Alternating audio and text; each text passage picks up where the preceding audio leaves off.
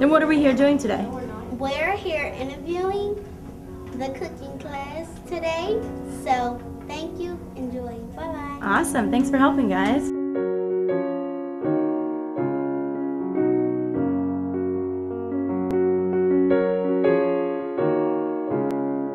Do it like reporter style, and a couple of you guys can be reporters and ask questions, and a couple of you guys can be like movie stars who have already taken the class. Movie stars.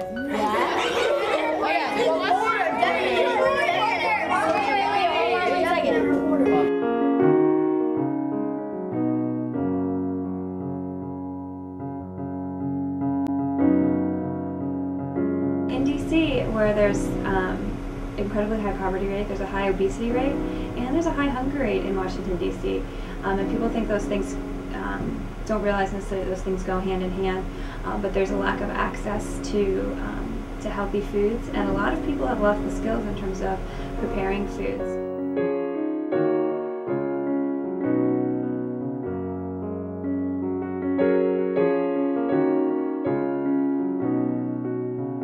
Hi, I'm Momi, reporting for Fox 5 News. Now, what's your name, please? Maya. What's yours? Virginia. Okay. What did you learn in our class? The people that are the least fortunate, they get left out and overlooked and are allowed to fall through cracks. And so that's why I really like the concept of Operation Frontline, because it addresses both health and nutrition, and also it addresses, to a certain degree, the education process.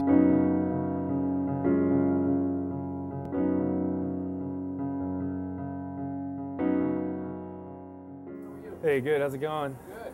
All right. Yeah, I think I'm gonna get some flounder.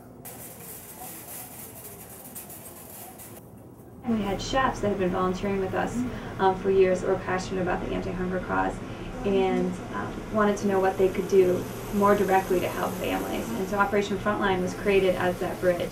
The people that are in the classes are interested in learning more, and pick it up and latch onto it very quickly and easily. Okay.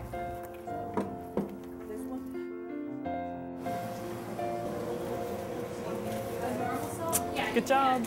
Most people use less salt when they use this because it's so big. Do you want to put any trash in here? For me, I take it sort of for granted that I was raised, eating kind of healthily and knowing what good foods are for you.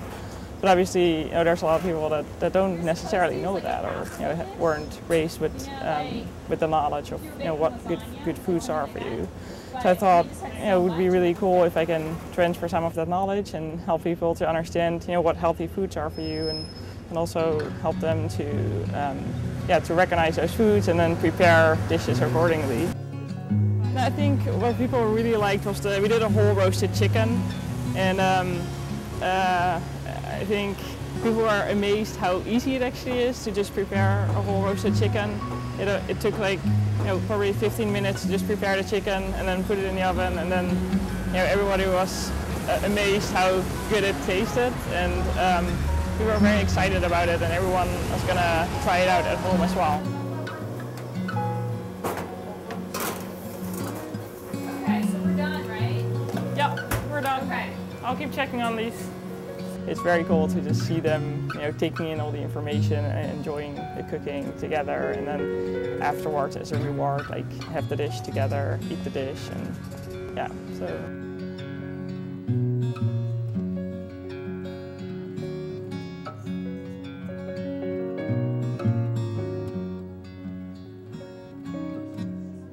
Well, my name is Helene Fisher, and I'm a parent here at Mazik. Making a meal for 4 children and an adult with $15, when we think about it in terms of fast food cost and whatnot, it feels virtually impossible.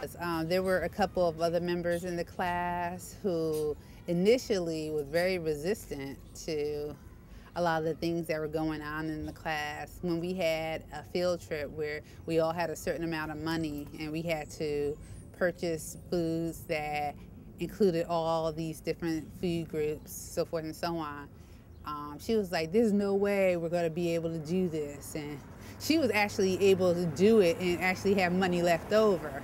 And so that for her, and she still talks about it, and so that for her, I know, was a really big eye-opener in the class.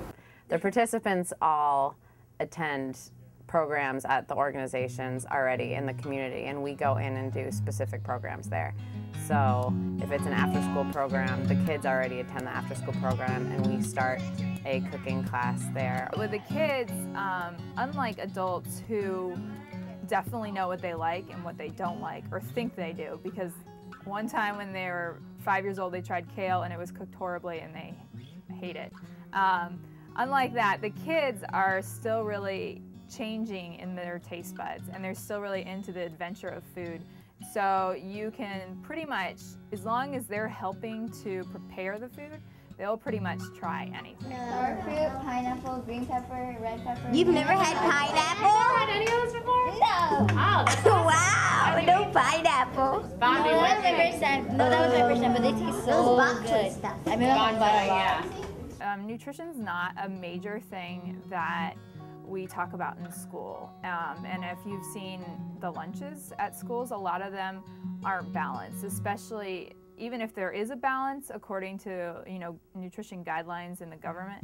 The kids don't absolutely have to order that in the lunch line, so they could just be eating fries and soda or something like that. A lot of parents will send their kids out the door without breakfast and give them like $2, and what are they doing? They're going to the nearest corner store and they're buying soda and a candy bar for breakfast. What I was really hoping they would take away was looking at a plate and understanding balance, you know, and even if it's as simple as look at the different colors I have on my plate, or you know, knowing, like being able to identify that like this food's going to make me full, this food's going to make me tired.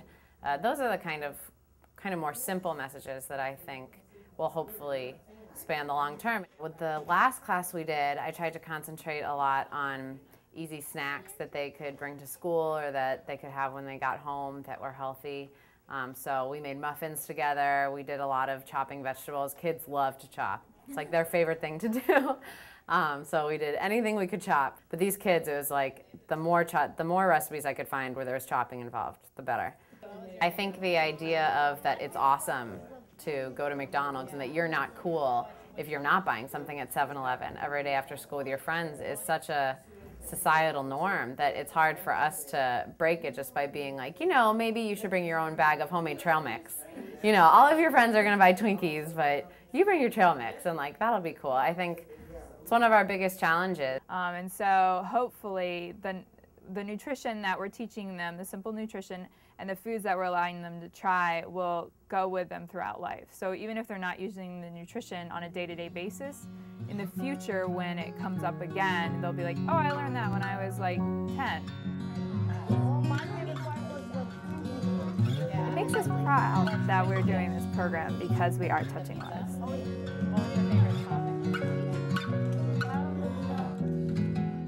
As an American, I think it's kind of our obligation to always strive for and be better and never never stop until it's the land of opportunity for everyone.